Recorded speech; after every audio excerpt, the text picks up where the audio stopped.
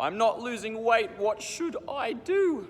You should just give up and quit and have no goals in life at all. No, you shouldn't do that. If you're not losing weight, here's what I would recommend from my experience coaching a lot of people. Firstly, a lot of people don't really know if they're actually getting results or not based on the way they track it. So something I'd recommend is, let's say your goal is weight loss. You should be weighing yourself. I actually recommend this every single day. Reason you want to do that is when you do it every single day, it balances out fluctuations that might happen from what you eat, digestion, time of the month, lots of fun stuff. A lot of people make this mistake where they weigh themselves in like once a week or once a fortnight because the scales are bad, and that's another conversation. But when you do it irregularly like that, like once a week, you're very much at the whim of these fluctuations from like what you ate the day before, and again, digestion, time of the month, all that fun stuff.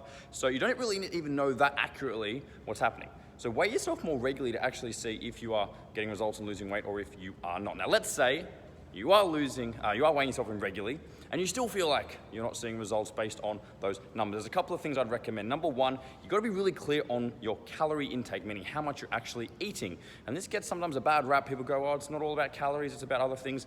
Look, it definitely is. But ultimately, if you're trying to lose weight, your calorie intake is the most important and most critical number you need to know to get right if you want to be losing weight. And often people just don't realize they're eating more calories than they actually think, and that is why they're not losing weight. So you really need to get really clear on that. And if you're not doing that, that's step number one. If you are super clear on that and you're like, I'm eating this amount that theoretically I should be losing weight on, maybe use some calculators online or had someone give you advice, I would do a couple of things. One is I would look at how much you're moving each day. And what actually happens when you start losing weight, they say your metabolism slows down.